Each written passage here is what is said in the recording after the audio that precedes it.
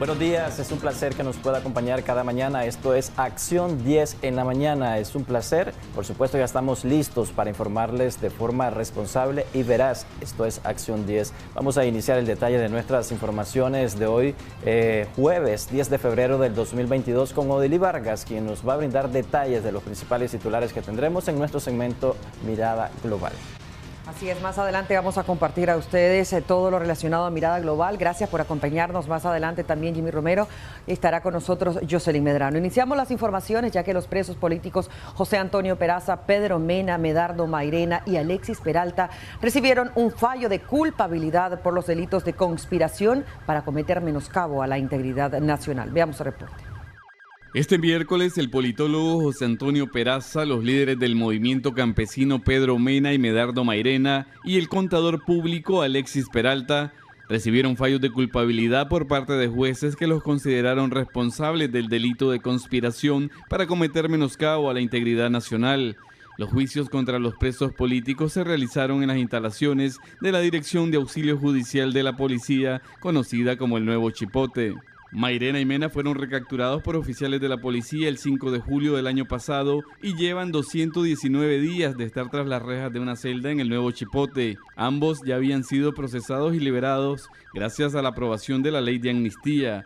Esta vez fueron acusados de conspirar para cometer menoscabo a la integridad nacional, pero sus familiares han denunciado irregularidades en los procesos judiciales y reiteran que sus parientes son inocentes. Está haciendo el día de hoy con respecto a Medardo Mairena una injusticia, una simulación de juicio, porque eso no es un juicio.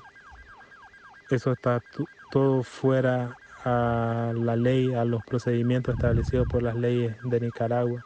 Son procesos inconstitucionales, son crímenes de lesa humanidad que está haciendo este dictador contra personas inocentes. José Antonio Peraza, expresidente del Movimiento por Nicaragua, fue detenido el 26 de julio del 2021 y tiene 198 días de estar encerrado. El politólogo se caracteriza por hacer cuestionamientos y análisis a la gestión del presidente Daniel Ortega a través de los medios de comunicación independientes. Este también fue acusado por supuestamente conspirar para cometer menoscabo a la integridad nacional. En el caso de Alexis Peralta, fue detenido el 6 de noviembre del año pasado y lleva 95 días de estar en la cárcel. El opositor es señalado por la Fiscalía de supuestamente cometer acciones ilícitas que han provocado alarma, temor, zozobra en la población en el municipio de Condega y departamento de Estelí a través de sus mensajes publicados en la red social de Twitter. Cabe señalar que Peralta apenas contaba con 16 seguidores. Hasta ahora, los jueces a cargo de los procesos políticos han declarado culpables a 14 reos de conciencia. Informó para Acción 10, Carlos Larios. Y siempre hablando sobre este tema, de 8 a 13 años de cárcel fueron condenados los presos políticos Miguel Mora y María Fernanda Flores de Alemán por parte de jueces de Managua. Los presos políticos Miguel Mora Barberena y María Fernanda Flores recibieron condenas de 13 y 8 años de cárcel respectivamente tras ser encontrados culpables del delito de conspiración para cometer menoscabo a la integridad nacional por parte de los jueces que tuvieron a cargo sus casos. Mora Barberena, quien en las pasadas elecciones aspiraba a ocupar la banda presidencial, fue recapturado por oficiales de la policía el 20 de junio del año pasado y ya tiene 234 días tras las rejas de una celda de la Dirección de Auxilio Judicial de la Policía, conocida como el Nuevo Chipote. En diciembre del 2018 fue detenido por primera vez y fue liberado en junio del 2019 a través de la ley de amnistía. Rechazo esa condena porque mi esposo es inocente, él no ha cometido ningún delito. Y sé que Dios tiene el día y la hora que va a salir de ahí, porque Dios es un Dios de justicia y Él va a hacer justicia. No, Miguel, como te digo, Miguel es inocente y Él va a salir libre. Acción 10 llamó al abogado de la ex primera dama de Nicaragua, María Fernanda Flores, Juan Torres, para conocer detalles del juicio que enfrentó la rea de conciencia, pero no contestó las llamadas ni mensajes que le dejamos. Flores ha permanecido bajo arresto domiciliar desde el 21 de junio del año pasado y ya tiene 233 días sin poder salir de su vivienda y custodiadas por oficiales de la policía. Se desconoce si la exdiputada liberal será remitida a una celda del sistema penitenciario La Esperanza. Informó para Acción 10, Carlos Larios. El preso político Joel Sandino fue declarado culpable de los cargos por un juez de violar la ley especial de ciberdelitos. La fiscalía solicitó 12 años de cárcel contra el opositor.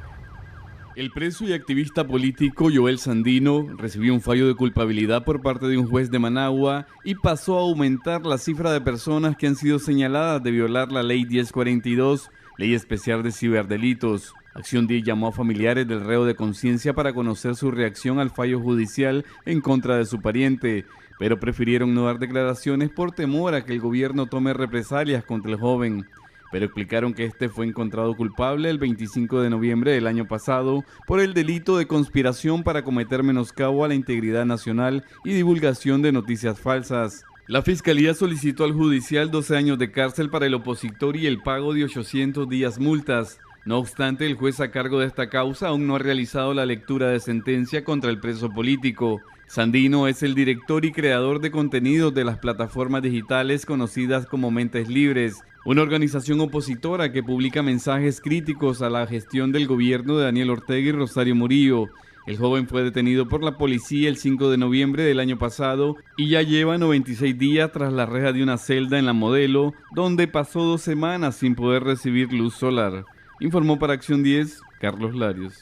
Cambiamos totalmente de tema porque la presidenta del CNU dijo que las universidades que pasaron al Estado cobrarán aranceles porque no hay presupuesto para seguir operando.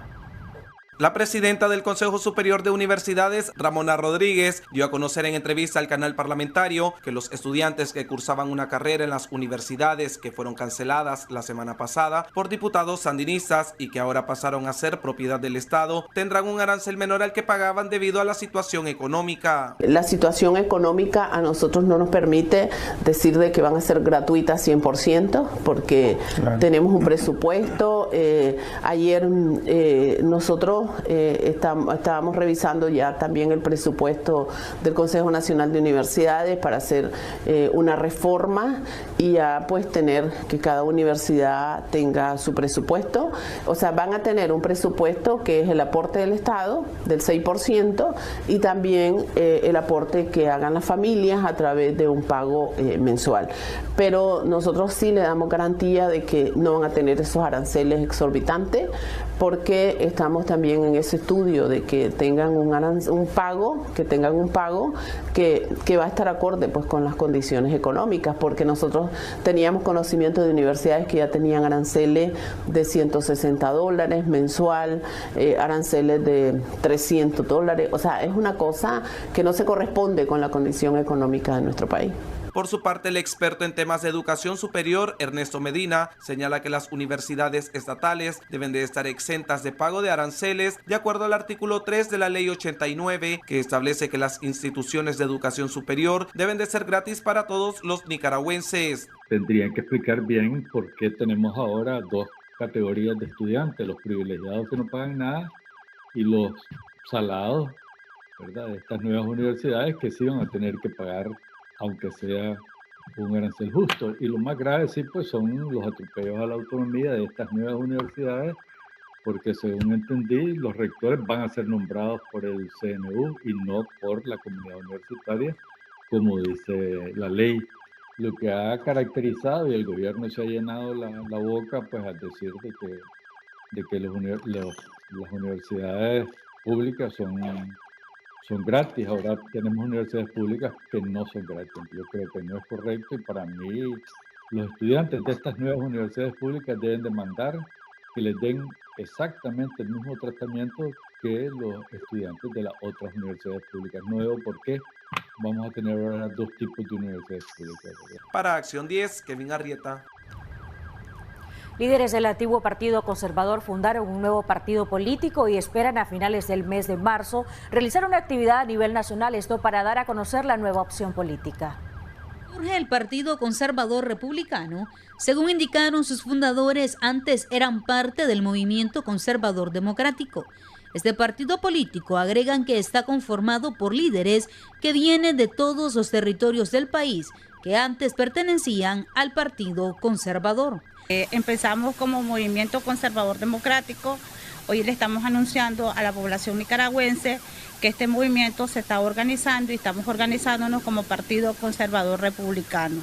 Nuestros principios y valores lo estamos emprendiendo para que Nicaragua tenga opción, una opción política donde tenemos nuevos rostros, nuevos líderes y líderes que venimos de los territorios que hemos venido trabajando de años en partido político conservador que ya no existe. Entonces estamos aquí nosotros organizándonos como Partido Conservador Republicano. Nuestros principios que estamos haciendo principalmente es participar dentro de unas elecciones. Para eso son los partidos políticos, para participar y que hayan opciones y que Nicaragua tengan opciones para ir a votar. Según indicó Magali Guevara Valle, a finales del mes de marzo esperan realizar una actividad a nivel nacional. Actualmente ya presentamos el documento al Consejo Supremo Electoral, ya está recibido. Estamos ahorita en un proceso de visita a los territorios y estamos anuentes a lo que el Consejo nos mande. Guevara afirma que también ha sostenido conversaciones con otros partidos políticos y que podría darse una alianza en algún momento determinado. María Esther Ordóñez, Acción 10. Vamos a cambiar totalmente de tema porque un anciano fue encontrado sin vida en su casa de habitación. Este hecho sucedió en una comarca de San Benito, en Tipitapa, pero es Danilo Muñoz quien nos cuenta más detalles sobre este lamentable suceso. La noche de este martes, los habitantes de la comarca Chilamatío, San Benito, en Tipitapa, se sorprendieron al escuchar gritos de una vecina que decía que su padre estaba muerto en el cuarto donde él habitaba. El occiso, identificado como Manuel García, de 59 años, quien tenía casi 12 horas que no había salido del cuarto donde él dormía.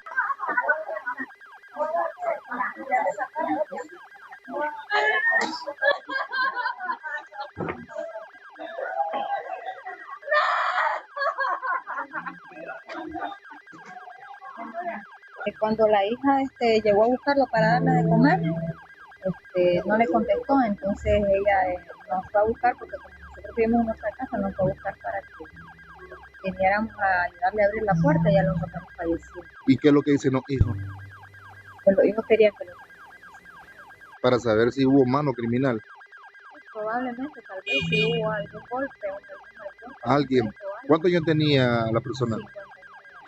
Los vecinos alarmados llamaron a las autoridades policiales del Distrito 8 de Tipitapa, que rápidamente se presentaron al lugar para realizar las investigaciones correspondientes y descartar si hubo mano criminal.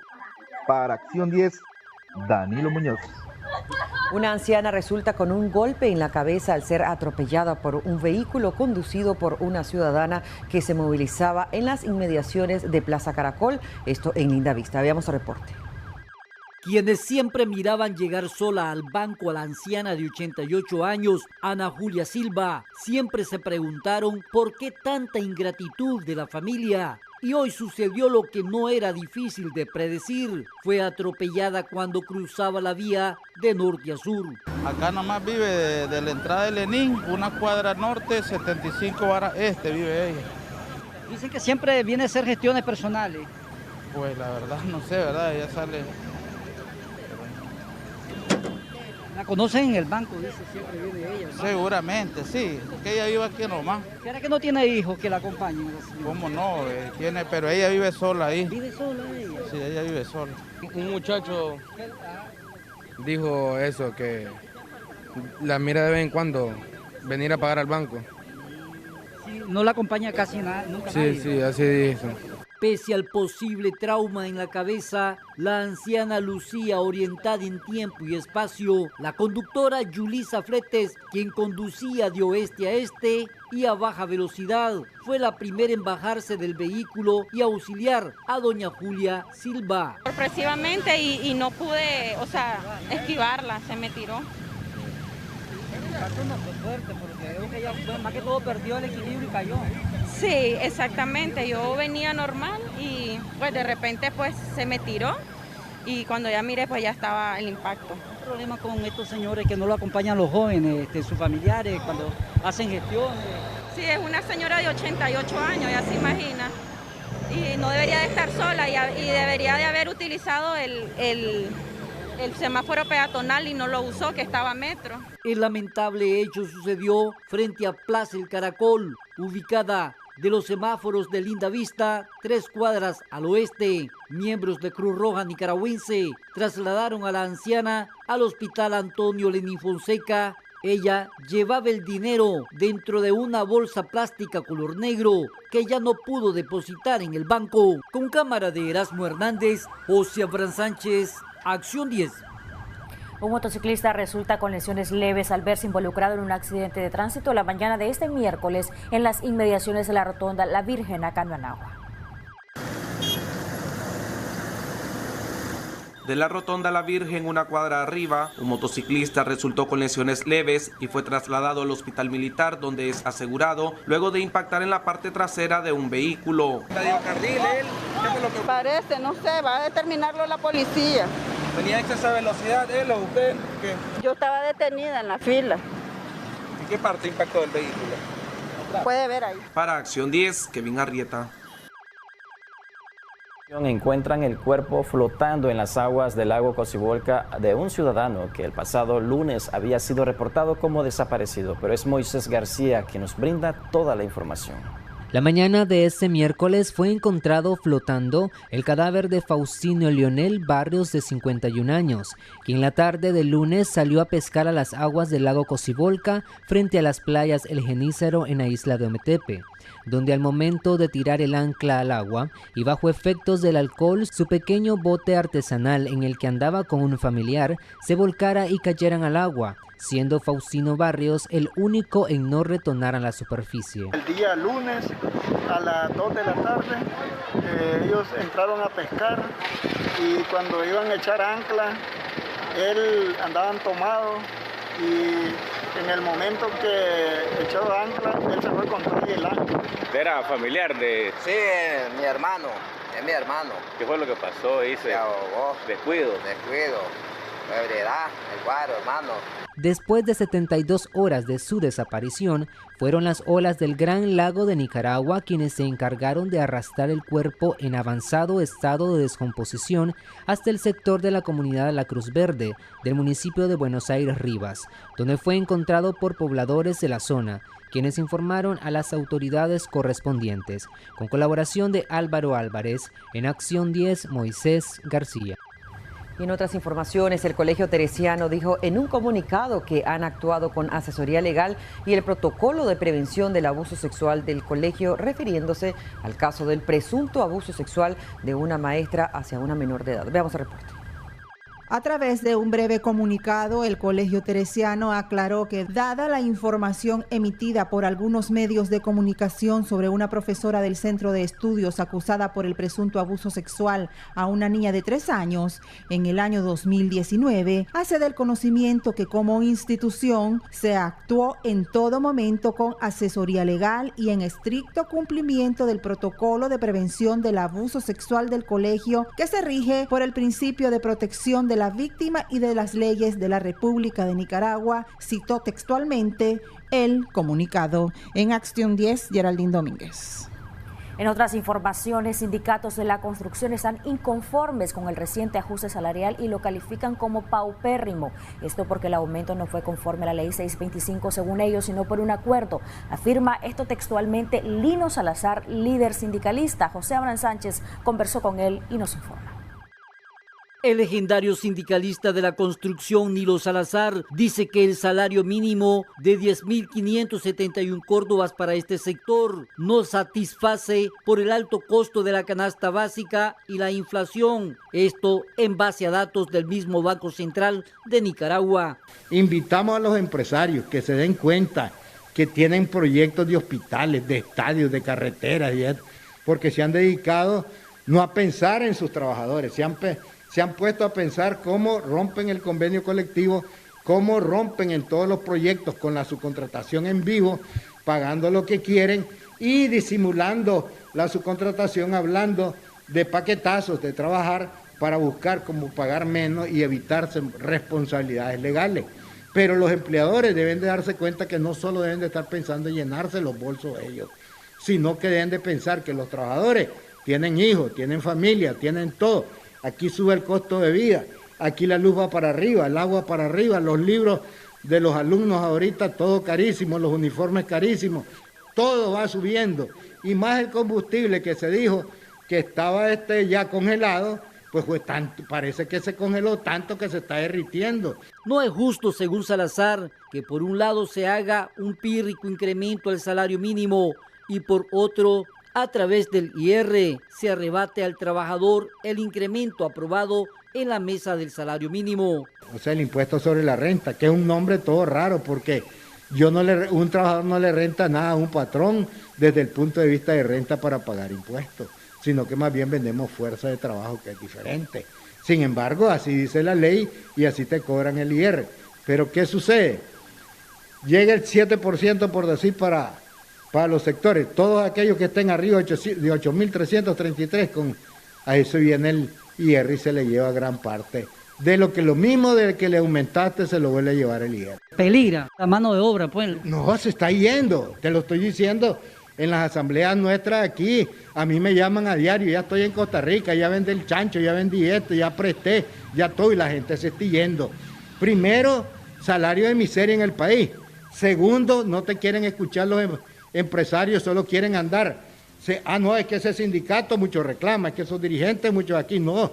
Si es que el costo de vida, la realidad que estás viviendo es difícil.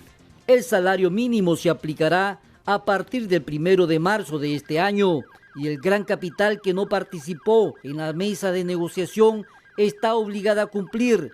De lo contrario, podría ser multada o sancionada. Con cámara de Erasmo Hernández, José Abraham Sánchez, Acción 10. Tenemos mensajes de interés. Regresamos en instantes con más noticias. Estamos de regreso con más información ahora para hablarles de temas económicos, y es que la Federación de Asociaciones Ganaderas de Nicaragua, nos referimos a FAGANIP, se ha reunido de emergencia para abordar algunos temas, entre ellos la especulación de precios, donde el producto de quesos salvadoreños se está comercializando en El Salvador, y esto ha generado preocupación ya que hay una campaña de desprestigio. Pero es José Abraham Sánchez que nos amplía mucho más. FAGANIP convocó al sector lácteo para abordar la problemática con el mercado salvadoreño que se encuentra en una campaña sucia. Asegura que el queso nicaragüense lleva químicos como formalina que está provocando cáncer al consumidor. El presidente de FAGANIP, Solón Guerrero, se refiere al respecto. Son declaraciones totalmente infundadas, poco profesionales, ya que nosotros tenemos pues un sistema de registro y de control de parte del IPSA aquí pues bastante eficiente, al punto de que eso de los aditivos que ellos mencionan es totalmente falso. Las devoluciones son prácticamente nulas de todas las exportaciones que Nicaragua hace, entonces eso te da una idea de que es una campaña de desprestigio. No sabemos el fondo de todo eso. También estamos viendo el tema del mercado local, la formalización del mercado local y temas que vayan a ayudar a todo el sector de la ganadería nacional. La labor nuestra es esa hoy, analizar esas dos situaciones, digamos, esos dos escenarios, tanto del mercado nacional como del mercado internacional. En el caso del mercado nacional, nosotros creemos que lo que hace falta es un ordenamiento del mercado, no intervenir mercado, sino ordenarlo. No se trata de excluir, digamos, ningún eslabón de la cadena, sino más bien la intermediación que se está haciendo, buscar cómo se establezcan canales de comercialización formales y de igual manera los que están proveyendo ese tipo de productos también que sean empresas o grupos asociativos o iniciativas de emprendedores que busquen la manera de cómo tratar de sacar un producto estandarizado también y que le llegue con un costo razonable al consumidor. Otra problemática de los productores es el alto costo de los insumos que les obliga a vender la leche más cara. Fue demasiado el precio, cómo se disparó del queso, ¿no? Sí, pero eso no depende, el incremento que hubo en el queso no depende de los productores. Eso es directamente de los comerciantes y la cadena de comercialización.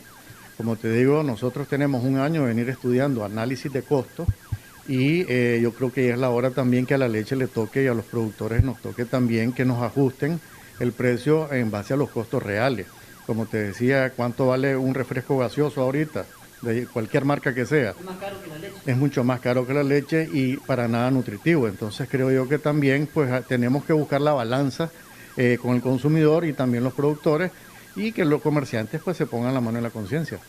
Se estima que en el país existen 2.000 plantas acopiadoras de leche que operan de manera ilegal. El sector formal piden al gobierno las legalice porque el Estado finalmente termina no percibiendo esos impuestos. Con cámara de Erasmo Hernández, José Fran Sánchez, Acción 10. Estados Unidos es el mayor socio comercial de Nicaragua, representando 1/3 de las importaciones y el 60% de las exportaciones totales. Veamos el reporte. Estados Unidos es el mayor socio comercial de Nicaragua, así lo informó la embajada del país norteamericano en nuestra nación. En sus redes sociales, la sede diplomática detalla lo derivado en el año 2020 y ubica a los Estados Unidos como el mayor socio comercial de Nicaragua, representando 1/3 de las importaciones y 60% de las exportaciones totales. Según los datos brindados, Estados Unidos estaría por encima de Rusia y China. En la información se agrega que esta relación comercial crea empleos, mejores salarios y crecimiento económico para el pueblo de Nicaragua. Al mismo tiempo, publica una gráfica en la que se detalla el orden de exportaciones que el país centroamericano realiza hacia diferentes naciones. La lista es encabezada por los Estados Unidos, que genera 3.560 millones de dólares, seguido de Centroamérica con 794 millones. El tercer lugar lo ocupa México, con 440 millones de dólares. En la lista continúa la Unión Europea con 355 millones de dólares, Taiwán con 144 millones de dólares, Canadá con 93 millones y el séptimo puesto es para China con 19 millones y en el último está Rusia con 12 millones de dólares. María Esther Ordóñez, Acción 10. Vamos a cambiar totalmente de asunto y pongan mucha atención a la siguiente información que les vamos a presentar. El dueño de un establecimiento de comida en Tipitapa contrata a un joven para trabajar en la cocina y en su primer día de trabajo se roba más de 300,000 córdobas. Pero es Danilo Muñoz quien nos brinda más detalles de este irónico caso. La cámara de seguridad de un establecimiento en Tipitapa capta el momento en donde un ciudadano identificado como Joel García, quien fue contratado para trabajar en una cocina en unos mulos en el sector de La Gallera, tomó de unos exhibidores la suma de 3,000 córdobas. Según el propietario, el ciudadano ya había trabajado anteriormente en el negocio, por lo que no desconfiaba de él. Lo contrataron de nuevo, llegó a su primer día de trabajo, ingresó al negocio, se puso a hacer algunas cosas en su área y de repente se dirigió a otro lugar que no debió ingresar. Tomó el dinero y se largó del negocio. El ladronzuelo aún no ha sido capturado. Ya los dueños del local interpondrían su formal denuncia en el distrito 8 de Tipitapa para que las autoridades policiales logren la captura de este delincuente y lo pongan tras la celda. Para Acción 10, Danilo Muñoz. Bueno, son 3,000 córdobas lo que le robó a este sujeto, quien fue contratado en esa área de cocina de este establecimiento, pero Odili Vargas nos brinda más información. Así es, Jimmy Romero, el 59% de la población ha completado su esquema de vacunación contra el COVID-19, según lo dio a conocer este mediodía, el mediodía de este miércoles, la vicepresidenta de Nicaragua, Rosario Murillo, destacando que Nicaragua ocupa el segundo lugar de más vacunados en Centroamérica. Veamos el reporte. 5.2 millones de nicaragüenses están vacunados contra el COVID-19, lo que equivale a un 84% de la población entre las edades de 2 años a más, con las diferentes vacunas que están disponibles en el país. La vicepresidenta Murillo aseguró que el porcentaje de ciudadanos que han completado su esquema son el 59%. El 59% de la población total de 2 años a más ha completado el esquema de vacunación. Completado quiere decir que está cubierto el 59% de la población con 3 dosis. Luego tenemos que el 92 de embarazadas, el 70 de 2 a 11, el 82 de 12 a 17, el 82 de 18 a 29 y el 88 de la población mayor de 30 años, todos vacunados. Estamos hablando de 84% de nuestra población de 2 años a más. En la página oficial de la Organización Panamericana de la Salud indica que Costa Rica ocupa el primer lugar con el 71.74% de vacunas aplicadas. Nicaragua ocupa el segundo lugar con un 53.74%. Honduras el 43.44%, El Salvador el 64.37% y Panamá el 65.33%. Para Acción 10, Marjorie Vargas. Estamos de regreso, ahora le vamos a presentar un servicio social. Un anciano de 76 años de edad se presentó a este medio de comunicación para solicitar el apoyo de usted, amigo televidente que nos está viendo en estos momentos, para comprar una prótesis auditiva. Más detalles en el siguiente reporte. Roger Francisco López acudió a las instalaciones de Canal 10 para enviar un mensaje a todas las personas de buen corazón que deseen ayudar con un granito de arena en la compra de un equipo médico auditivo. Mire, yo he venido aquí a las instalaciones de Canal 10 porque me he dado cuenta que Fundación 10 pues le ayuda a las personas pobres y yo necesito ahorita en estos momentos pues porque estoy padeciendo desde hace 5 años pérdida de mi oído y yo necesito si me pueden ayudar con un par de prótesis para mi oído, aunque solo fuera uno, pues. López sufre de esta discapacidad que lo aqueja desde hace 5 años y no tiene los recursos para comprar esta prótesis, ya que está valorada en $1,200. Si no me lo pueden enviar a la casa, que me lo hagan venir a enviar aquí a Canal 10, pues, para yo venir aquí para retirar algo para mi audio, que aunque sea uno, quiero conseguir el izquierdo. Con este escucho más o menos podría decir un 50-60%, con este no escucho nada.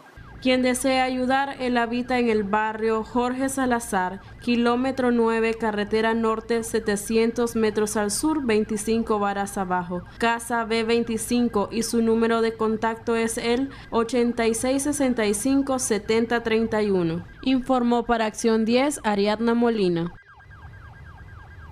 Una disputa por pase de servidumbre en Boaco podría llegar a las agresiones. Es por ello que agentes de la Policía Nacional de esa localidad se presentaron al lugar para tratar de mediar con las partes. Veamos el reporte de nuestra corresponsal.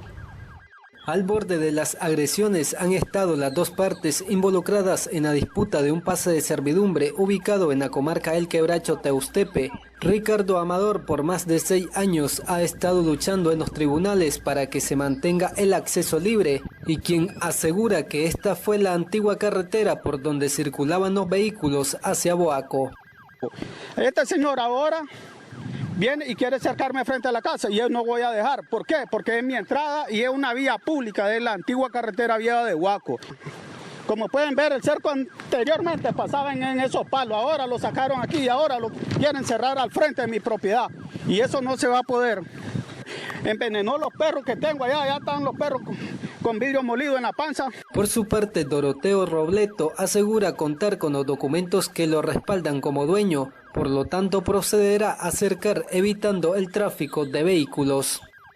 La propiedad es todo de allá para acá, hasta aquí, él es colindante del que le vendió. Hay plano, hay escritura, hay todo. Entonces aquí no hay nada que hacer. Aquí mandó la jueza a ver esto, ya está el veredicto que es quitar ese alambre. Entonces, si él lo hace por capricho, yo no le voy a decir ponerlo o no ponerlo, pero las autoridades van a venir a ver esto. Agentes de la policía se hicieron presente al lugar para tratar de mediar entre las partes, además decomisaron varios machetes. En Boaco, Francisco Cantillano, Acción 10. Una familia en San Rafael, en el departamento de Rivas, denuncian que son afectados por el humo procedente de una fábrica de ladrillos. Piden a las autoridades que vean esta situación y den una solución a esta problemática. Miembros de una familia en el barrio San Rafael de la ciudad de Rivas denuncian estar presentando problemas respiratorios a causa del humo que emana de la quema de ladrillos en la que trabajan miembros de otra familia vecina. La fábrica se encuentra a escasos metros de la vivienda de los afectados. El horno donde hacen el cocimiento ellos está como a unos 7-8 metros de la casa donde nosotros habitamos, entonces el humo y el olor a nosotros nos está afectando. Tengo a mi papá que él pues, padece de enfermedad crónica, tiene problemas respiratorios Mi mamá también tiene problemas del corazón. Tengo un niño de 5 años y medio que él también tiene problemas respiratorios. Parece de las amígdalas. La familia afectada asegura que ha acudido a todas las instituciones correspondientes para que la fábrica sea reubicada a otro sitio, pero aducen no han tenido respuesta. Pues nosotros hemos andado en varias instituciones como en la alcaldía, hemos andado en el MINSA, hemos andado en el centro de salud, hemos entregado copias en cada institución y hasta la fecha a nosotros no nos han dado respuesta. Pero en realidad lo que yo les pido a las autoridades es que tomen conciencia de esto y que por favor ya nos den respuesta. Los dueños de la fábrica fuera de cámara indicaron que las autoridades de salud ambiental y epidemiológica orientaron colocar una cortina con láminas de zinc para minorar que la cantidad de humo afectara a las viviendas aledañas. Además de ello, cuentan con todos los permisos para continuar laborando. En Acción 10 les informó Eva Torres. Qué bueno que siga con nosotros en Acción 10 en la mañana. Una de las principales preocupaciones de los nicaragüenses son las deudas. ¿Cómo renegociar o cómo hacer para que no te embarguen el salario si es que estás trabajando fijo aún? Pero aquellas personas que están en el desempleo o en el empleo informal tienen aún más retos porque tienen la voluntad de pagar pero no tienen cómo hacerlo. No reúnen los suficientes ingresos para hacerlo. Hay una iniciativa que ya fue presentada ante la comisión correspondiente en la Asamblea Nacional por parte de un representante de organismos de ayuda al consumidor. Así es, Jocelyn, y ya para hablar sobre este tema nos acompaña Juan Carlos López de Defensoría del Consumidor. Muchas gracias, Juan Carlos, por acompañarnos acá en Debates y Soluciones. Muy buenos días. Buenos días, Jocelyn y Jimmy y las personas que nos ven en Canal 10 en Debate. Propuesta de ley de alivio económico, negociación de deudas con bancos y microfinancieras. Ese es el tema, esa es la propuesta. Contanos, ya la presentaron ante la comisión correspondiente en la Asamblea Nacional. ¿Qué te dijeron hasta ahora? Y luego entramos en materia para que nos digas qué es lo que ustedes buscan con esta propuesta, qué es exactamente lo que dice esta iniciativa que ustedes tienen como organismo. Más adelante, quiero recordarle que más adelante nuestros amigos televidentes, ustedes pueden ser partícipes del tema, marcándonos al 2222-7808, también haciendo sus comentarios a través de nuestra transmisión en Facebook. Estamos como Canal 10 Nicaragua. Sí, muchas gracias, Jocelyn. Mira, el tema pues yace de que varios tópicos que nosotros hemos venido hablando, inclusive aquí mismo en Canal 10, y tiene mucho que ver con el aspecto relacionado a cómo los deudores están haciéndole frente a la situación económica del país, a la situación social que ellos están viviendo, porque la parte social también se relaciona también con el tema de la pandemia, también se relaciona con la parte de personas que han perdido el trabajo o le han disminuido su salario, que eso ha sido una realidad muy galopante, o muchos de ellos pues se han incrementado sus costos para poder seguir trabajando en negocios. Recordemos aquí que la definición de usuario, consumidor, cualquiera de los dos segmentos, te relaciona que en cualquier momento es todo mundo, pues, porque realmente aquí no se salva el que es empresario de una pyme, el que es gerente de una gran empresa, aquel que es trabajador por cuenta propia, el emprendedor y también el trabajador. Entonces, aquí se van en un solo bolsón. Haciendo esa referencia, nosotros hacemos una antesala, que es justamente hace casi 4 años, nosotros en aras de presionar la Superintendencia de Banco, se le hizo, como normalmente decimos, como un poco de presión para que la Superintendencia de Banco emitiera prácticamente en 1 año y medio 2 normativas para poder aliviar la parte económica de los usuarios. Y recordar que esas propuestas consistían y se elaboraron de esta forma que se le otorgaron un periodo de 6 meses promedio a los usuarios para que ellos pudieran tener un modelo de prórroga. Estas prórrogas consistían en: no me pagas la deuda, no me pagas en un momento determinado y lo vas a hacer posiblemente en el 7º mes. Esa era posiblemente una de las proyecciones que se tenía en aquel momento. Luego de eso se le otorgaron algunas dispensas en algunos sectores, algunos tipos de créditos, pero hasta ahí nomás. Viendo esta realidad, llegando al punto medular, nosotros pues elaboramos una propuesta, obviamente un anteproyecto de ley, una propuesta que lo hemos introducido en la Comisión Económica de la Asamblea Nacional y otros diputados también, porque le emitimos obviamente correspondencias a ellos en la misma Asamblea Nacional, que no será mención de la Comisión Económica, para que al menos puedan tener el texto o posiblemente por las partes de sus secretarías puedan al menos poder conocer en qué consiste esta iniciativa.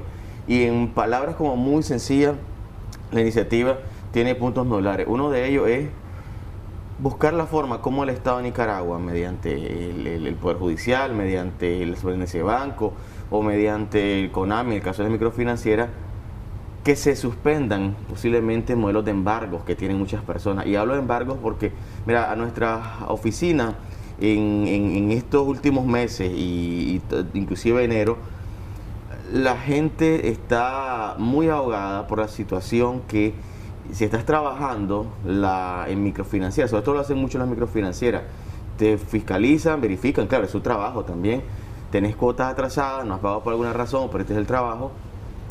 Entonces inmediatamente te están mandando los mandamientos para los embargos establecidos. Esto es el caso de los salarios, pues recordemos que no se puede embargar más allá del salario mínimo. Sin embargo, pues la gente pues ya tiene como predeterminado con cuánto va a sobrevivir la familia o el presupuesto pues de las casas.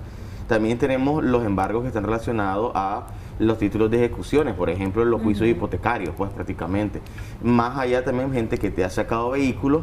Y bueno, lo que pasa es que el vehículo a veces pareciera que es más sencillo desprenderse del vehículo y entregarlo, pero no creas, hay personas que... Algunos dicen, es mi machete de trabajo. Ahora, ustedes, por ejemplo, dejan claro que quizá algunas financieras o microfinancieras están realizando prácticas que no van conforme a la ley, porque yo entiendo que hay bienes que no son embargables. Sin embargo, algunos se están embargando, según testimonio de muchos ciudadanos que nos han llamado en otras ocasiones que hemos abordado el tema. ¿Hacen ver esto ustedes en esta iniciativa y qué contempla sobre los embargos, sobre los plazos y las renegociaciones? Me lo contestás, pero quiero recordarle a nuestros televidentes que a partir de este momento ustedes ya pueden participar del segmento. Vamos a poner en pantalla nuestra línea telefónica 2222-7808 para que usted pueda llamarnos y participar, y también lo puede hacer a través de los comentarios en las redes sociales. En Facebook estamos como Canal 10 Nicaragua. A ver si nos ponen en pantalla, por favor, la línea telefónica 2222-7808 para que nuestra audiencia pueda participar a través de marcar este número telefónico. Mira, sí, justamente lo que vos planteas es un escenario, y viéndolo por parte. Primero, lo que nosotros solicitamos y pedimos, y viendo las circunstancias de las personas, es que se necesita aperturar un proceso de renegociaciones de la deuda. Las renegociaciones no solo tienen que partir con lo que hemos hablado con anterioridad, que es el tema de las reestructuraciones. Porque mira, las reestructuraciones lo que hace es alargarte, valga decirlo, la proyección, o sea, el plazo, pero claramente está que vas a pagar posiblemente una mayor tasa de interés, porque vas a pasar más meses pagando posiblemente con la misma tasa de intereses. Primer punto. Entonces, lo que tratamos de hacer es que hayan acuerdos especiales, negociaciones especiales. Obviamente el banco va a tener que retribuirse posiblemente un poco más, pero no que la proyección sea a un plazo de posiblemente el doble. ¿Qué te quiero decir? Tenés casos que hay usuarios que le faltan 2 años promedio de pagar la deuda, o 24 meses, ya hace una deuda tal vez de 7 años, de 5 años, van a la mitad. Lo que le hace la reestructuración es prácticamente decirte que vas a pagar, en vez de 24 meses van a ser 48 meses, claro, porque la cuota te la van a dejar más pequeña, pues por así decirlo. Eso es un alivio de momento para el usuario, pero no necesariamente es la solución, porque al final va a pagar la misma cantidad, mayor cantidad de intereses. Ya no vas a decir cuál es la solución. Así es, Juan Carlos, tenemos una llamada telefónica. Muy buenos días. ¿Cuál es su consulta, su aporte al tema que estamos abordando? Le escuchamos. Sí, buenos días, licenciado. Una pregunta para el licenciado que está hablando sobre la deuda.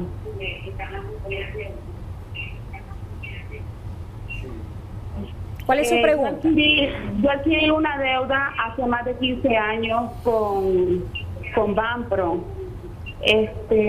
Yo después de esa deuda quedé desempleada y no pude cancelarles a ellos. No se escucha a través del televisor. Sí. Este año ellos me están llamando y me están diciendo de que son más de 15 años. Me están diciendo que les debo una cantidad exagerada.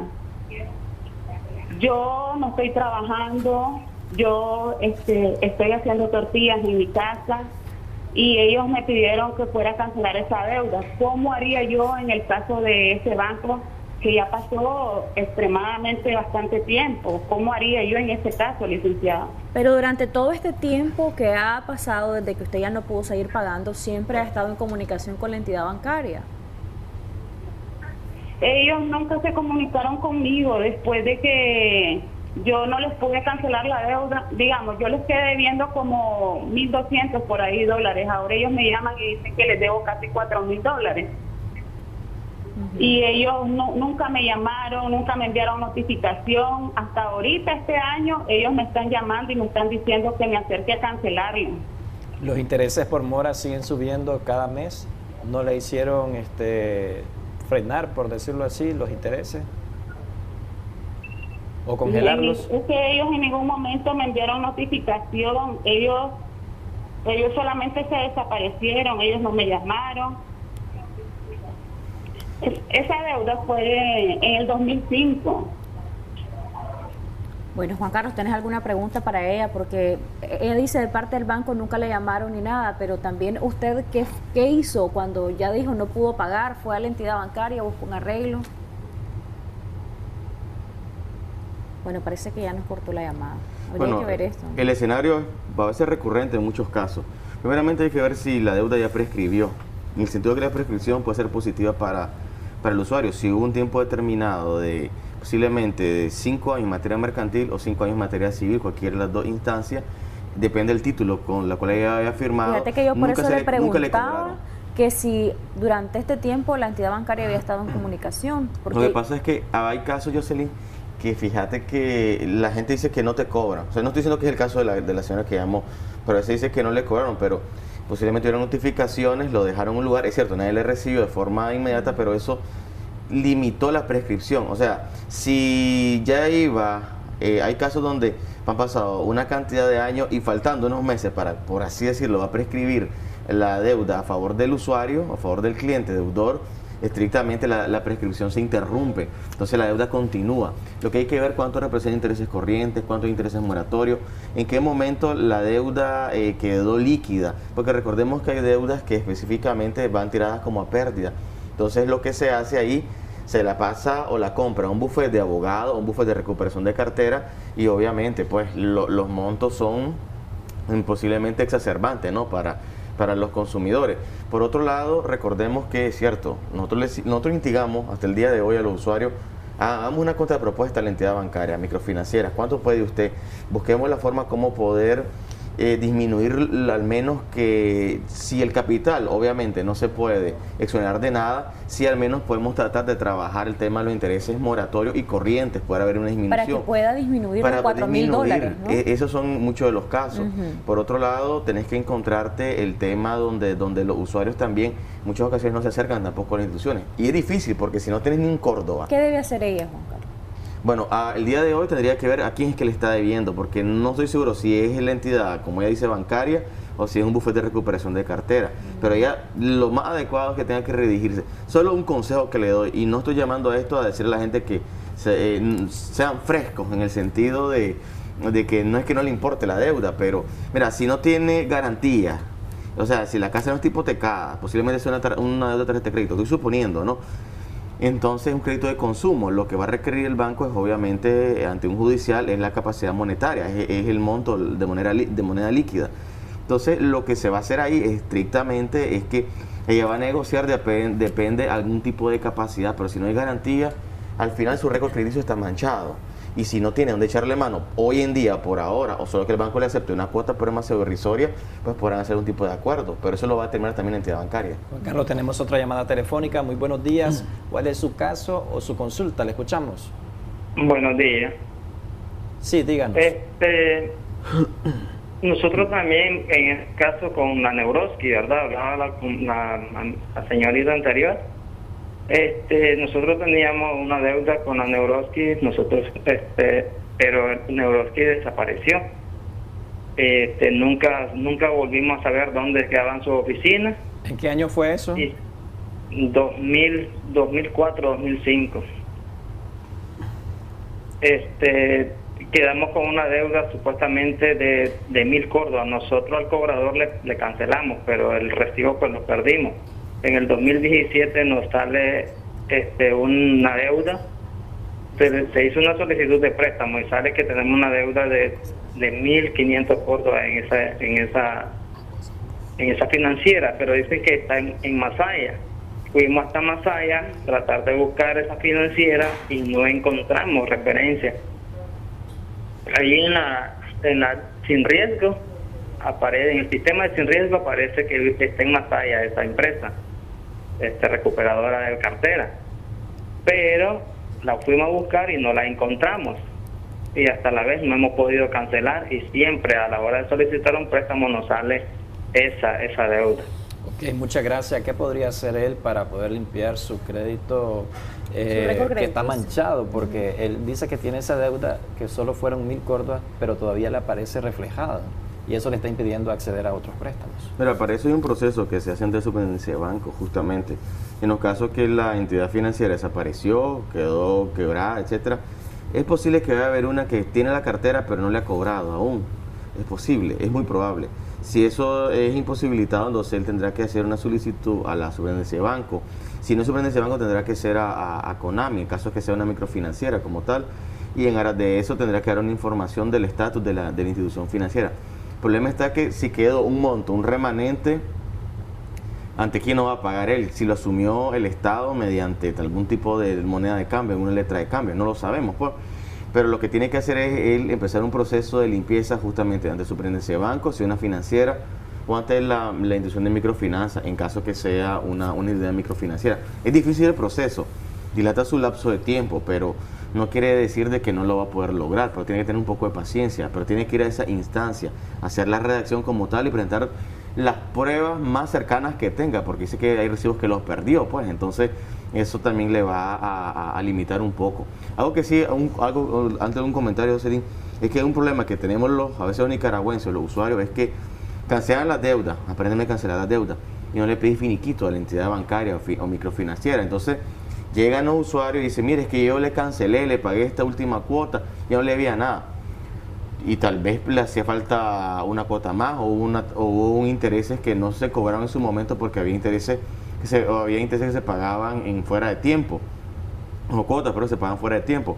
Entonces lo que pasaba ahí es que hubo una acumulación de intereses moratorios, terminó el crédito y quedó debiendo, qué sé yo, 2.000 córdobas, solo intereses, por así decirlo. Pero él creyó que había cancelado y nunca solicitó tampoco su finiquito.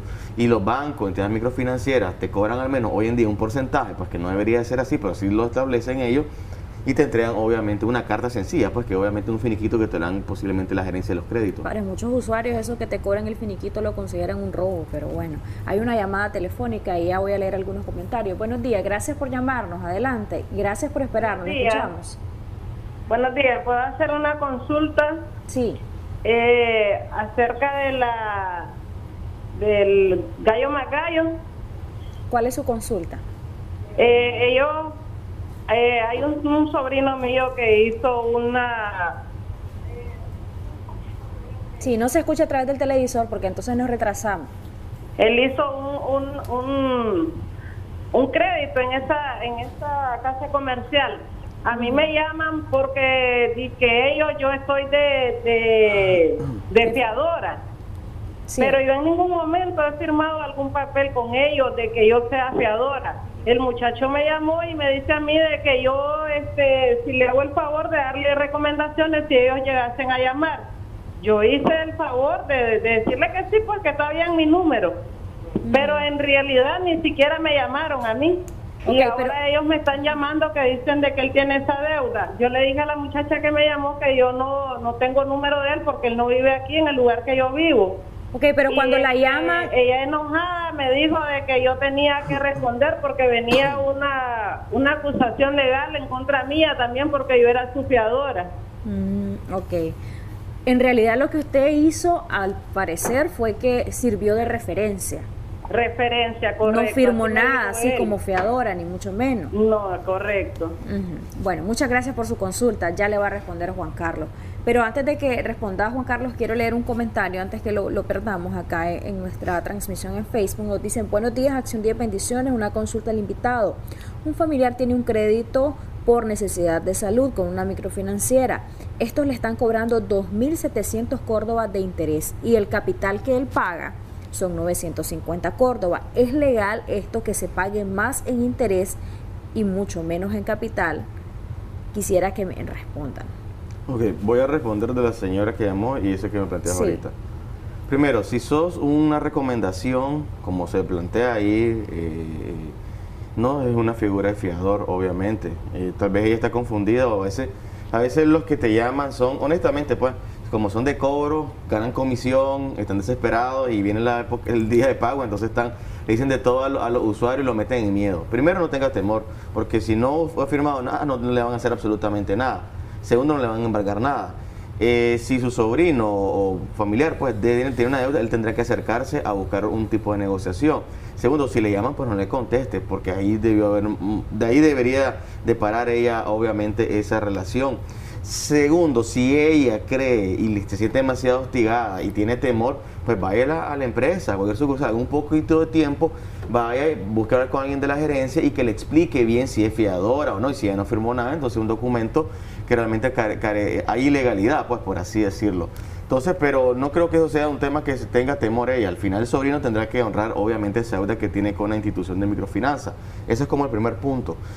Segundo, para el segundo caso tendríamos que ver, es posible que lo que está tratando de expresar el amigo que escribió el mensaje es que de la cuota que da, posiblemente más se van a los intereses y un poquito al capital. Creo que eso es lo que podría hacer. Pero yo haría la otra interrelación y lo hemos como hablado hasta la saciedad en estos segmentos y entre otros. Primer punto, si tenés una deuda, la estás iniciando y te falta obviamente mucho tiempo o los primeros meses, si es de 2 años la deuda, utilicemos ese periodo de tiempo, de 2 años la deuda, la normativa de la Superintendencia de Banco, la normativa de las ejecuciones de crédito y de revisión de los mismos y la misma legislación civil te establece que primero vas a pagarte los intereses corrientes y moratorios. Si tenés intereses moratorios, primero se va para el interés moratorio, después el interés corriente y hasta de último se va para el capital, porque así te establece el marco legal. Siempre le he dicho a los usuarios que no necesariamente es que me está robando la tal empresa, me está robando tal banco, no. Lo que pasa es que primero se van a resarcir todo lo devengado, accesorios, intereses corrientes y moratorios, o algún tipo de rubro, y por último va al capital, porque eso es lo que te establecen los contratos, porque así firma el cliente y porque así está establecido el marco jurídico. Recordemos, y aquí también llegó el punto de también hago un artículo que tratamos de reformar la ley, es que las microfinancieras, y lo hemos platicado Jocelyn, Jimmy, tienen permisibilidad de cobrar la tasa de interés que deseen o estén pactadas con el cliente o son impuestas ante el cliente. Eso quiere decir que va de 0 a 100% o 150%, que en el marco legal habría que determinarlo si puede ser considerado usura hasta determinado monto. Pero hasta el día de hoy las microfinancieras pueden cobrar la tasa que les sea conveniente. Y el usuario, como firmó un contrato de adhesión, según la ley del consumidor, también la legislación civil, los contratos, etcétera, están obligados a pagar ese interés. ¿Y cuál es el rol de la CONAMI? Es que en ese caso, Jocelyn, por eso nosotros aquí quería llegar al punto, tratamos de que haya una reforma, el artículo 73 de la ley de microfinanza, ley 769. Llamada telefónica, muy buenos días. ¿Cuál es su caso? Le escuchamos. Buenos días. Sí. Coméntenos, díganos Sí, su caso. Escuchando el aporte del compañero que está ahí, bueno, a mí me pasó algo similar con otro compañero. Saqué un electrodoméstico en una casa comercial, pero saqué a un familiar y bueno, el familiar respectivamente iba abonando. Lo que no nos dábamos cuenta es de que él abonaba cada 2 meses, 3 meses. Y obviamente, como ese compañero, él no abonaba al capital, él abonaba a los intereses que llevaba moratorio. Entonces, ¿cuál fue mi susto? Que luego que voy a querer hacer un préstamo, me dicen que mi récord crediticio está manchado. Y voy a ver, obviamente, a la casa comercial y sí, debí alrededor de 27,000 y resto de Córdoba como al 2018, por ahí. Ahora en la actualidad debe haber un montón. Entonces, ¿qué se puede hacer en este caso? Porque él prácticamente no revisaba los recibos, que lo que estaba abonando era a los intereses y no al capital. Pero en su caso, ¿fue referencia o fue fiador? Yo saqué el electrodoméstico, yo le hice el favor al familiar y le saqué el electrodoméstico y él se comprometió obviamente a ir a pagar. Sin embargo, sí, fue a pagar, pero lo hizo de manera como le digo, cada 2 meses, cada 3 meses. Entonces fue directamente el crédito hacia usted que esa casa comercial le otorgó. Sí, así es. Ok. Bueno, a veces los favores salen caros. A veces, no va a ser todo el tiempo, porque pues, tampoco por eso hay gente que dice, yo no confío ni en mi sombra. Por eso hay gente que tampoco va a hacer favores, pues, pero mira... pero en este caso debería ser algún tipo de arreglo con ese familiar que todavía tiene la deuda. Porque... Mira, lo importante es que él, porque él justamente puso su nombre, él es el que tiene, él sujetó el crédito y está manchado el familiar, puede hasta vender, etcétera. Eso ya va a ser una recuperación que él va a hacer de futuro.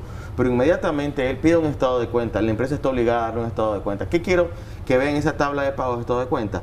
Que vea cuánto pagaba su familiar y se amortizaba el monto que estaba sujeto a pagar, o como se le conoce como parecido a la tarjeta de crédito, el pago mínimo. O sea, si tu cuota es de 780 córdobas, suponiendo a la quincena, usted tiene que pagar 780 córdobas. Va, 645 posiblemente para los intereses.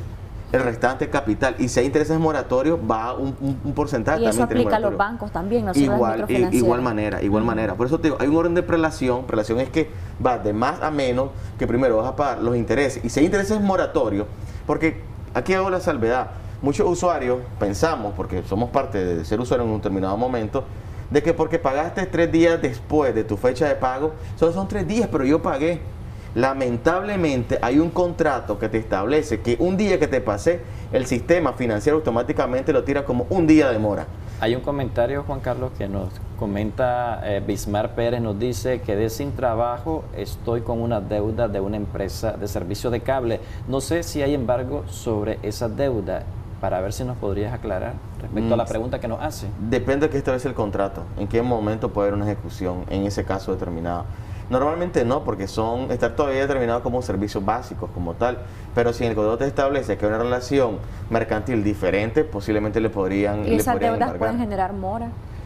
Sí, le puede generar mora. Por eso depende de lo que establece el contrato, porque acuérdate que los contratos mercantiles, independientemente de eso, son revisados también ante y te mancha el récord de crédito. Y al menos en el sector de las telecomunicaciones sí, pero no necesariamente le tiene que afectar al sector financiero. Hay otra pregunta y se nos ha quedado pendiente que nos digas cuándo es usura y cuándo no, en el caso de los intereses que pueden sobrepasar el 40%, pero la pregunta que nos hace un amigo televidente, o una amiga más bien, Leili Margot Zelaya, nos dice una pregunta: cuando uno saca un préstamo en grupo y no todos pagan, ¿cómo se hace para limpiar mi récord crediticio? Porque ahora no puedo sacar préstamos porque la deuda me sale ahí y la verdad yo pagué mi parte. Absolutamente, son créditos como se le conoce solidarios. O sea, existe una relación jurídica que sí establece de que hay una garantía solidaria.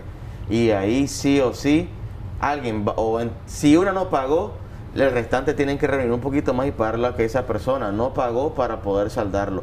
Porque la relación contractual es clara, son créditos grupales. O sea, el banco tiene una relación jurídica sin excepción como tal. O sea que para limpiar su récord de crédito tienen que pagar la deuda. Buscar, pueden renegociar. Mira, nosotros hemos tenido, aquí haciendo un poco de publicidad, el trabajo de nosotros, casos donde han pasado situaciones similares, 2, 3, 4 no han pagado, y buscamos cómo negociar, y se les rebaja, hablando con los gerentes, metiendo solicitudes, cartas, escritos, discutiendo, debatiendo, etcétera. Buscamos cómo hayan obviamente rebaja y puedan lograr algún tipo de acuerdo. Se puede hacer, lo que pasa es que tener, mire, lo que siempre le he planteado a los usuarios, tienen que tener paciencia, porque tienes que darte mucha paciencia. Y segundo, tenés que tener prácticamente no estar de aragán en el sentido de solamente voy a llamar al banco o a la microfinanciera a ver qué resuelvo. No, usted tiene que moverse, tiene que ir, tiene que hablar con un gerente, tiene que hablar con atención al cliente, tiene que dejar todo presentado por escrito, porque el día que usted lo llamen a una mediación o vaya un proceso de embargo, que no es lo que nosotros le decimos al cliente que llega hasta el punto de embargo, la documentación que usted presentó, al menos que tuvo voluntad de pago, vale mucho, inclusive hasta para la valoración de un judicial. Eso es importante, porque los judiciales, es cierto, no te van a decir de que te van a poner la deuda, pero pueden valorar tu interés de pagar tu voluntad en un momento determinado, para inclusive poder darte oportunidades hasta disminuir el monto de la deuda o que sea posiblemente pagados en cuotas. Vamos a atender una llamada telefónica, pero antes nos preguntan que si la jubilación es embargable. Seguramente esta persona tiene una deuda y quiere tener respuesta a este comentario que nos hace. Muy buenos días, ¿cuál es su pregunta? Le escuchamos. quería saber yo algo, porque yo tuve Sí, continúe. Yo tenía una plata y yo se la presté a un amigo. Y ese amigo me dio su escritura de su casa, me dio todo, su firma y todo, en un papel que hicimos nosotros. No lo hicimos con abogados, pero a la hora de hoy, hasta la hora de este día, él me debe como 8 meses. ¿Y el préstamo de cuánto fue, señor? Fue de $700. Y se ha retrasado 8 meses. Yo no soy prestamista, pero yo por sacarlo de clavo, yo se lo presté así. Ok. Y la pregunta que usted quiere embargarlo. ¿Qué puedo hacer yo? ¿Hay un contrato? ¿Suscribieron un contrato por escrito o fue nada más verbal? Sí, no, tenemos un contrato escrito el día que me iba a pagar. ¿Fue entre ustedes nada más o lo elevaron con un notario? No, a mano, pero tengo su cédula, tengo todos sus papeles de su casa y todo. Ok, Juan Carlos. Y él más bien me amenazó que me iba a echar preso porque yo no soy prestamista, no tengo una patente para préstamos. Dios santo. ¿Qué se puede hacer en este sentido? Juan Carlos. Bueno, me pone como el abogado del diablo en el sentido porque hay un fragmento que nosotros queremos abordar en la ley que justamente está para los prestamistas particulares. Sin embargo, si la relación jurídica que tuvo él ahí fue ocasional, de momento, y fue un préstamo, y claro, el amigo le dijo, te dejo en garantía la escritura de la propiedad donde vive o cualquiera que sea, es diferente. Aquí voy a sacar los dos escenarios. Primero, existe una ley de préstamo entre particulares, que esa se regía, que las microfinancieras se regían por esa ley, ¿verdad? Pero supongámosles que sos un prestamista particular y te dedicas a prestar constantemente. Existe un más y un menos de intereses corrientes y de moratorio. O sea, no puede... Lo que pasa es que los prestamistas particulares aquí se dedican a prestar promedio, ya como han sido, como por costumbre, al 20% mensual. Eso es usura. Inmediatamente le digo, eso es usura. No puede prestar 20% mensual.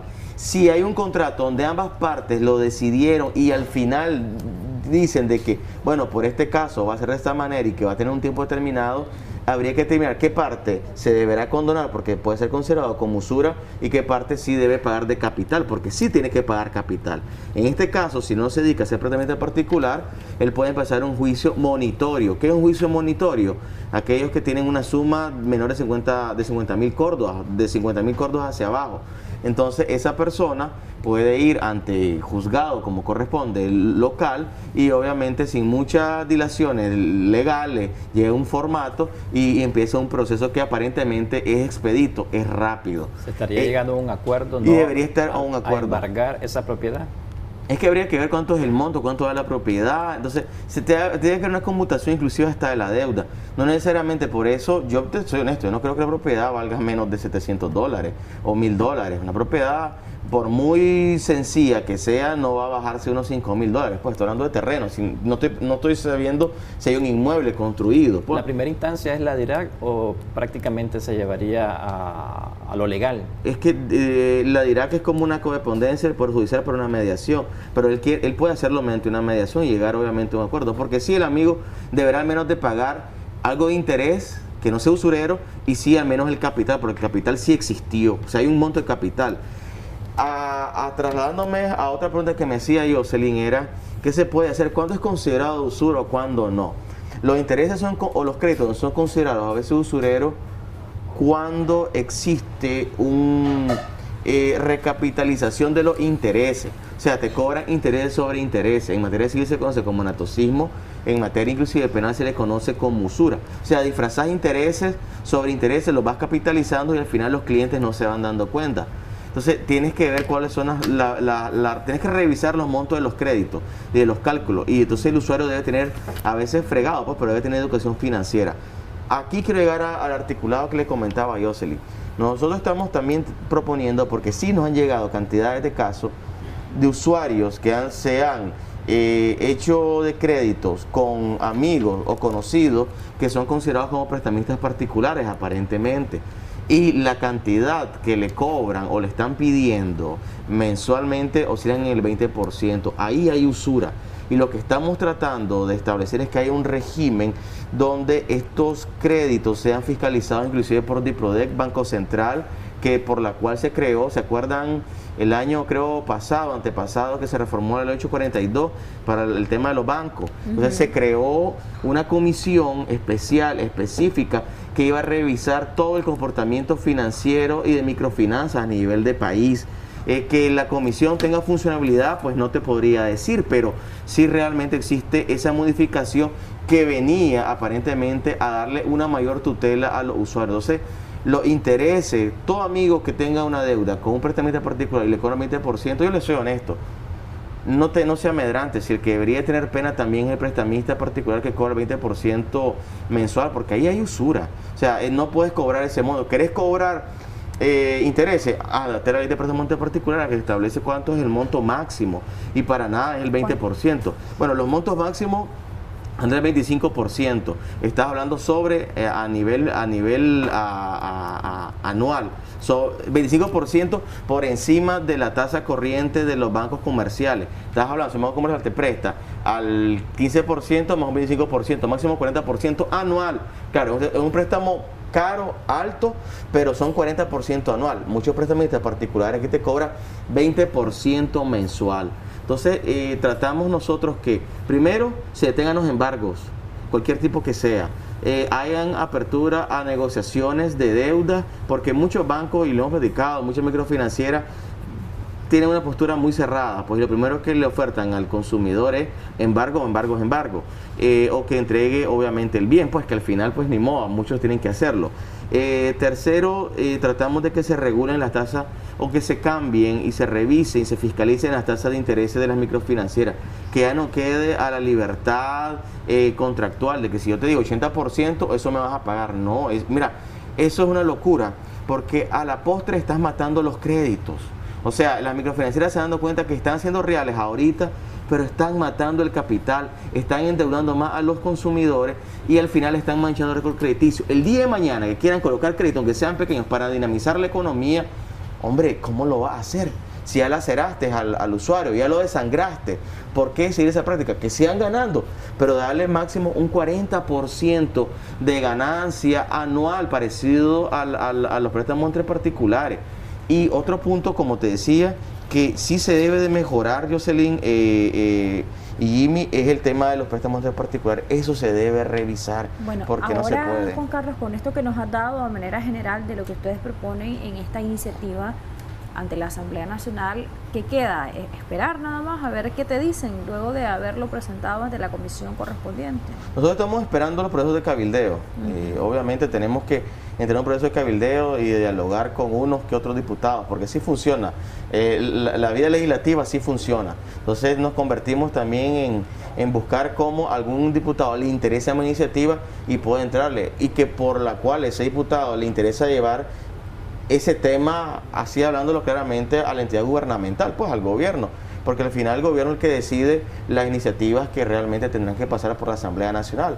Se lo estamos haciendo por las vías correspondientes, estamos trabajando, obviamente tenemos estadística, información para poderle pasar los casos. Es una iniciativa más que presentamos, es un anteproyecto. Algunos sectores nos han llamado pues para saber de la iniciativa, algunos usuarios se han interesado. Pero más allá de eso, la recomendación que le decimos, si tiene un problema con una entidad bancaria o financiera, microfinanciera, acérquese. No espere hasta que le embarguen. Siempre le hemos dicho, no espere ese último momento. Primer punto. Segundo, como la señora que llamó, creo que la primera.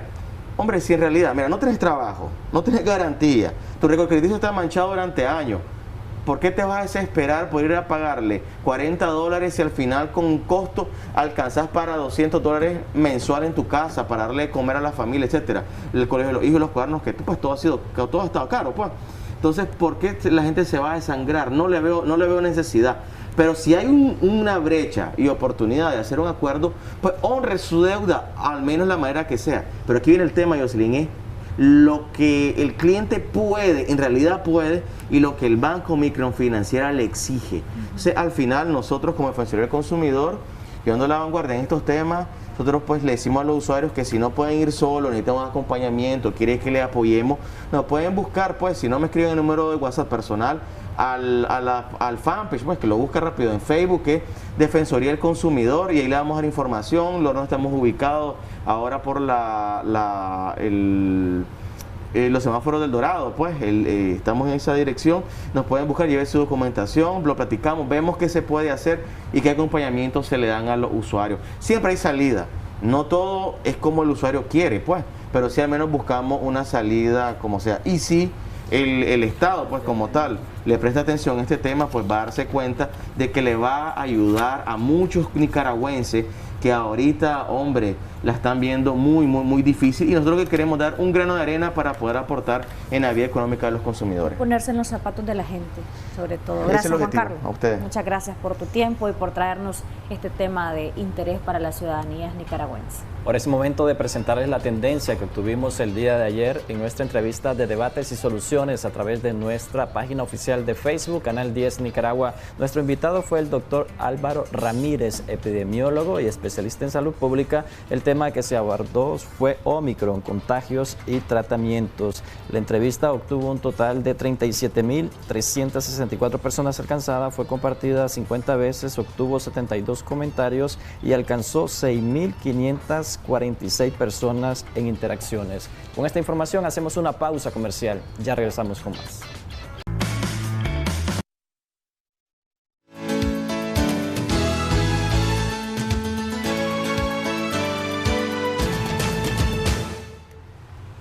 Qué bueno que pueda continuar con nosotros. Somos Acción 10 en la mañana y está con nosotros también el doctor Carlos Andrés Martínez Vega, coloproctólogo, y hablaremos sobre ese dolor abdominal, las posibles características que puede presentar y a qué se debe. Doctor, muy buenos días, gracias por acompañarnos. Buenos días, Odilí, muchas gracias por invitarme el día de hoy a hablar con sus amigos televidentes de Acción 10 en la mañana acerca de esta manifestación clínica como es el dolor abdominal, que es un síntoma que no debemos de menospreciar porque puede ser el inicio de múltiples enfermedades e incluso en algunas ocasiones esta enfermedad debe ser tratada mediante algún tipo de cirugía en dependencia de la etiología y del origen del dolor abdominal. Doctor, cuando hablamos del dolor abdominal, ¿cuál es la característica principal para saber por dónde empieza, por ejemplo, si va acompañado de ardor o es solamente el dolor? Primeramente, Odilí, quiero poner en contexto dónde es el abdomen, ¿verdad? Para el abdomen inicia debajo del pecho y finaliza en la ingle. Dentro de la cavidad abdominal hay múltiples órganos como el estómago, el intestino, la vesícula, el hígado, el apéndice y en las damas los órganos genitales, ovarios, úteros. Comúnmente el ser humano le llama dolor de estómago, sin embargo es dolor abdominal, ¿verdad? Entonces, en dependencia, ¿cuál es el origen del dolor abdominal? Así van a ser los otros síntomas con que se va a acompañar. Sin embargo, hay que mencionar, Odilí, que el dolor abdominal incluso a veces es ocasionado por una neumonía. También, doctor. Es correcto. ¿Por qué? Porque recordemos que en la parte baja del pecho, del tórax, están los pulmones también, ¿verdad? Está el lóbulo inferior del pulmón. Y cuando existe una neumonía que está localizada en la porción inferior de los pulmones, provoca también un dolor abdominal referido. Entonces, en algunas ocasiones, eso lo vimos muchos en el contexto de la pandemia por COVID-19, muchas personas se quejaban de dolor abdominal, se quejaban que era un dolor de tipo de gastritis y le hacían tal vez los colegas neumólogos e internistas una radiografía de tórax y observaban que había una neumonía principalmente en la base de los pulmones. Es importante mencionar, Odilí, también de que el dolor abdominal hay diferentes tipos en dependencia del tiempo. Hay un dolor abdominal agudo, es decir, que inicia en las últimas 24, 48 horas, que puede ser de origen quirúrgico, y hay un dolor abdominal crónico que se puede relacionar con otras enfermedades como una enfermedad del estómago, una colitis, una gastritis o un inicio de sintomatología de un cáncer en cualquiera de los órganos previamente mencionados. Recordemos que también es muy importante recordar que en la cavidad abdominal también se encuentra el riñón y en algunas ocasiones unas manifestaciones del inicio de un cáncer de riñón es un dolor. ¿Del hígado, por ejemplo, doctor? El hígado también provoca dolor, ¿verdad? En algunas ocasiones cuando hay enfermedad, pero la sintomatología del hígado también se asocia a otras sintomatologías que puede presentar el paciente, como es el color amarillo en los ojos o en la piel, ya sea por causa de una hepatitis o por causa de una obstrucción de los conductos que se encuentran en el hígado. ¿El estreñimiento, doctor? Perfectamente. Otra causa muy común de dolor abdominal es cuando la persona se llena mucho de gases, es decir, se distiende, produce mucha sensación de llenura posterior a evacuar. Esto le provoca el dolor abdominal, el cual es principalmente en la parte baja del abdomen, referido como tipo cólico, es decir, que se va y que se viene. E incluso otro dolor abdominal, hablando del género femenino, es cuando los dolores premenstruales, durante la menstruación o cuando está el ciclo de la ovulación o se rompe un folículo, se derrama un poquito de sangre dentro de la cavidad abdominal y provoca un dolor también abdominal. ¿Qué hacer, doctor, con los tipos de dolores abdominales? En relación, por ejemplo, cuando el dolor es por apendicitis y a veces se automedica a la persona o al paciente y se le da algún tipo de medicamento efervescente. ¿Qué puede causar? Nos responde esto después de la siguiente llamada. Buenos días. Aló, buenos días. Buenos días. Buenos días. Sí, le estoy llamando porque mi niña tiene 3 añitos. Sí. Y ayer en la noche ella me decía que le dolía la boca del estómago, pero ella no anda con diarrea, hace poquito la desparasité, pero ella me decía me duele el pecho, pero era la boca del estómago. Muy buena pregunta la mía televidente, ¿verdad? Ese es otro tipo de característica del dolor abdominal. En algunas ocasiones la persona se queja del dolor en el pecho, dolor en la boca del estómago, y es ocasionado por una gastritis aguda o por la enfermedad por reflujo gastroesofágico, que consiste en que el ácido, los líquidos que se producen en el estómago se regresa un poco al esófago y provoca un dolor retroesternal. Un dolor que se me olvidó mencionar también. Dolor, antes de continuar, el niño tiene 3 años, ¿qué puede hacer esta mamá? Hay que principalmente ver si tuvo relación con algún tipo de alimento que ingirió los 2 días previos.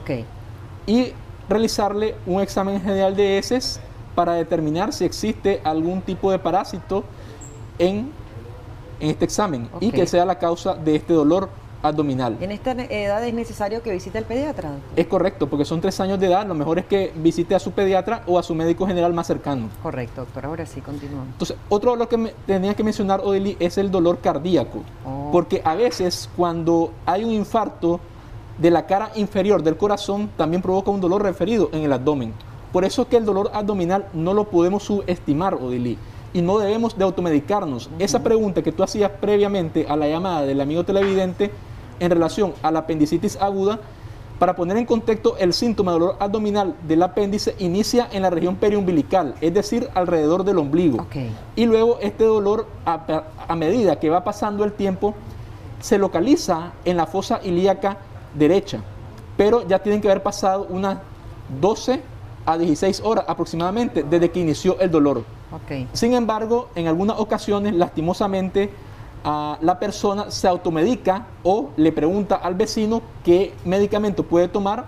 Puede tomar alguna sal o algún inhibidor de bomba como el omeprazol o ranitidina pensando que es una gastritis y tomar analgésico y enmascara el cuadro de una patología que su tratamiento es de cirugía. Tenemos otra llamada. Muy buenos días, le escuchamos.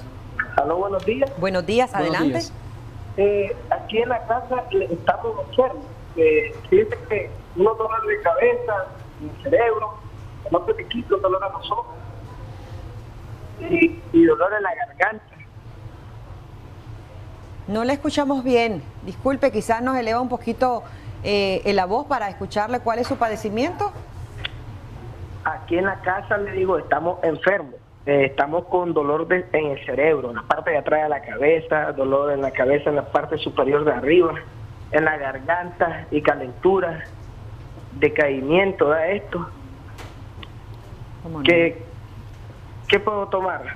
Sería bueno que tome un analgésico como el acetaminofén, ¿verdad? 500 miligramos cada 6 horas y que acuda a su médico más cercano para que le realice un adecuado examen físico para determinar cuál es la causa de esta sintomatología. Recordemos que actualmente en este siglo 2021 y este año 2022 la pandemia continúa, ¿verdad? Y nos debemos de continuar protegiendo y que ya hay diferentes variantes de este COVID-19. Por tal razón, si posee sintomatología, malestar general, lo mejor es acudir a su médico para que lo examine y vea cuál es la causa de esta sintomatología. Y recordar que no solamente es por COVID, puede haber otras enfermedades que dan esos síntomas en la persona. Recomendaciones finales, doctora, lo que tiene que ser el dolor abdominal, que puede dar incluso calambre, puede dar cólico, dolor en el área del abdomen o usted bien lo decía, desde el pecho hasta la ingle. Entonces, ¿qué recomendaciones darle? El mensaje que quiero que se lleve el amigo televidente de Acción 10 en la mañana va dirigido con la meta que ustedes han tenido a lo largo de su historia, que es la prevención y no automedicarse, porque el dolor abdominal puede ser el detonante de una patología que necesita tratamiento quirúrgico, y esta patología quirúrgica, que probablemente solamente iba a ser un día de hospitalización si se automedica o se realiza un diagnóstico tardío de esta enfermedad, puede convertirse en 4 días, 5 días, y recordar que hay otros órganos, no solo el apéndice, sino que también la vesícula o una úlcera de estómago perforada provoca peritonitis, y la peritonitis puede llegar a causar hasta la muerte en cualquier persona. Gracias, doctor Carlos Andrés Martínez Vega, coloproctólogo. Él nos está dando diferentes tipos de orientaciones. Importante también no automedicarse y estar alerta, tanto adultos como niños, a ese dolor abdominal. Importante. Nos vamos con más en Acción 10 en la mañana. Está preparado Jimmy Romero.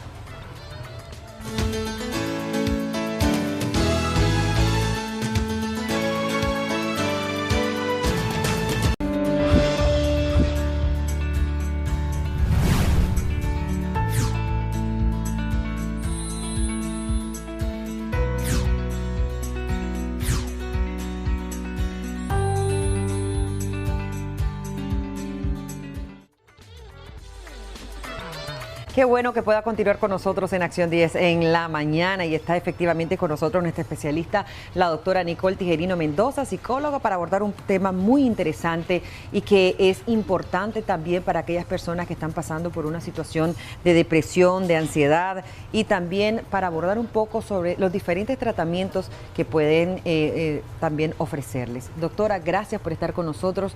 Es un tema que ha causado también tristeza a muchas familias. Gracias a ustedes, Odilis, por permitirme estar siempre acá en la revista y dirigirme a la población nicaragüense. Este tema es súper importante porque hoy en día nos hemos dado cuenta de tantos casos de depresión, y que esa depresión probablemente les ha llevado a intentos y a consumar un hecho de suicidio.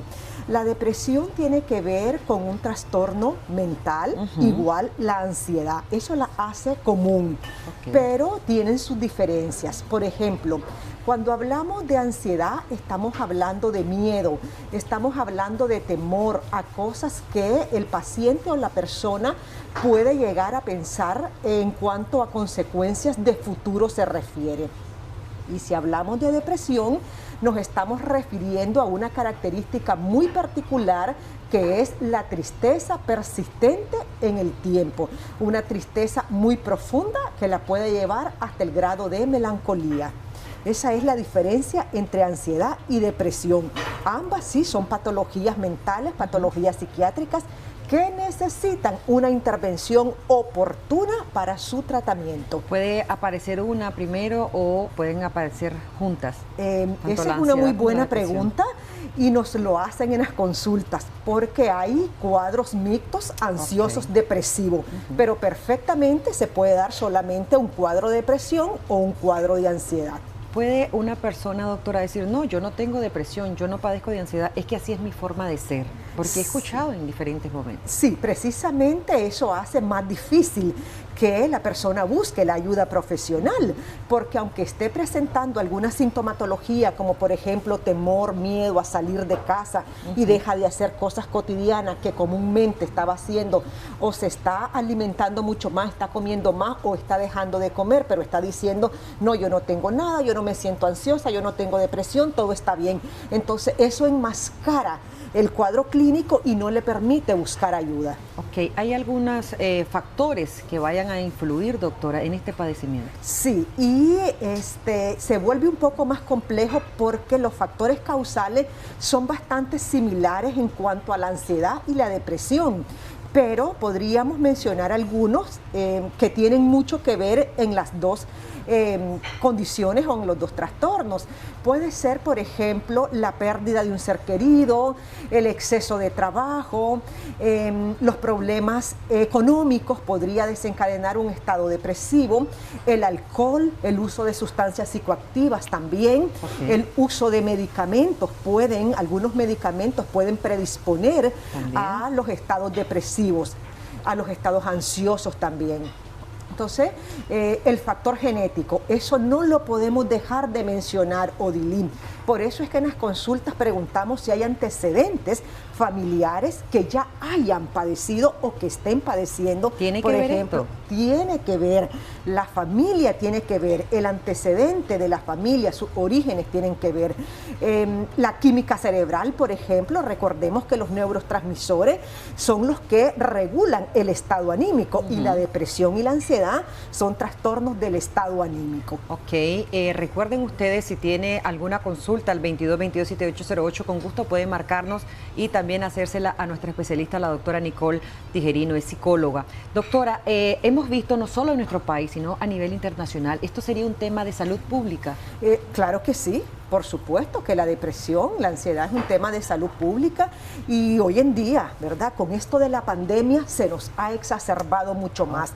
Recordemos que las secuelas emocionales del COVID, ¿cuál es? Es la ansiedad, es la depresión, es la crisis de pánico, los miedos persistentes, recurrentes, el temor a morir, el temor a no amanecer para hacer tus cosas cotidianas. Esas son secuelas emocionales de la COVID. Entonces, se nos ha exacerbado mucho más estos cuadros clínicos. Y también puede ser del paciente y de los familiares. Por supuesto que sí, porque es que, a ver, por ejemplo, tomando de referencia o de ejemplo el virus, la COVID, esto, si la padece un familiar, no solamente está enfocado en la persona que lo está viviendo, sino en todo su entorno. Todo el entorno se enferma.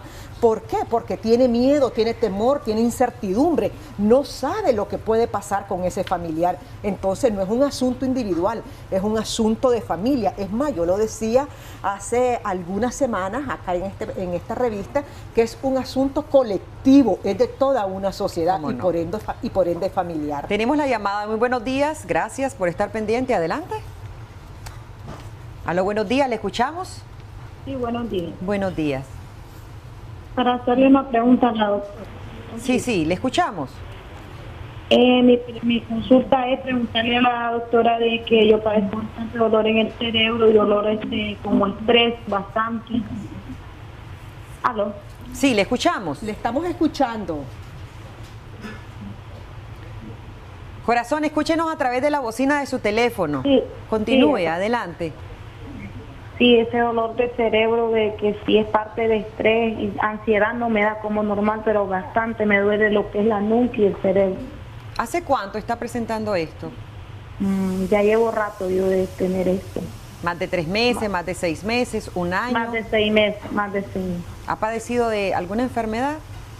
No, solo, o sea, la presión. Correcto.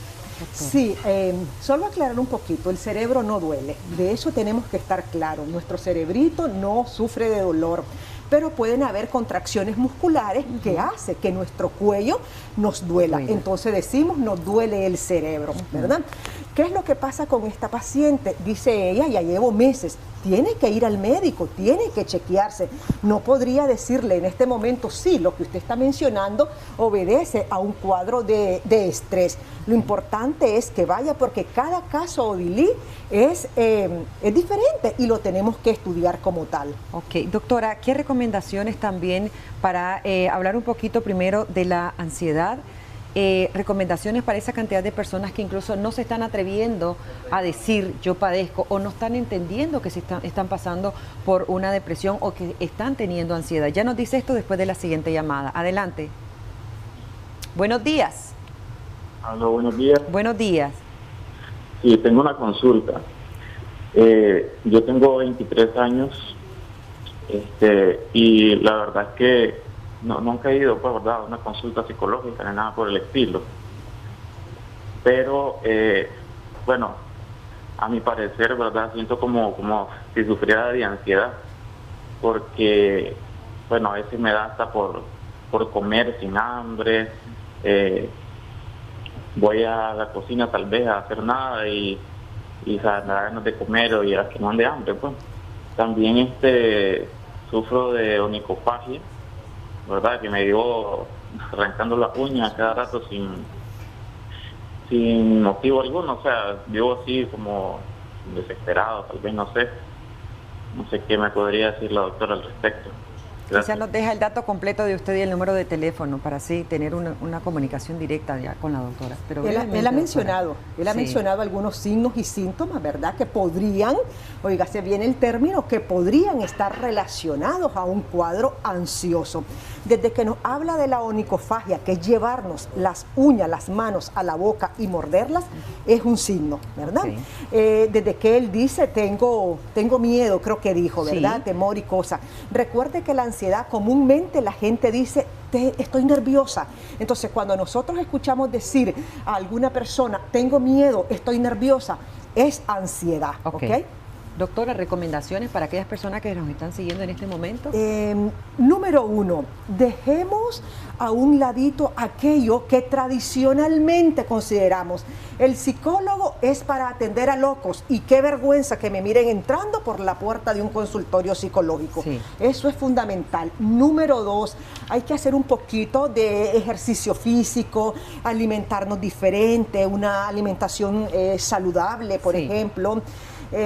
Hacer algunas técnicas de relajación, de respiración, podemos sacudir nuestros brazos, movernos, eso ayuda a liberar el estrés, la tensión, la ansiedad.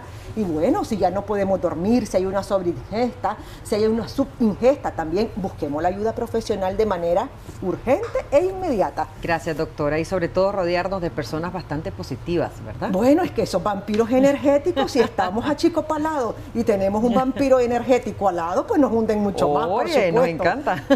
Gracias, doctora Nicole Tijerino, por esas importantes recomendaciones y siempre agarrados de la mano de Dios, que sea Él, ¿verdad?, el que nos saque de cualquier depresión, de cualquier ansiedad, y visitar a los especialistas, nunca automedicarnos. Vámonos a una pausa y ya volvemos.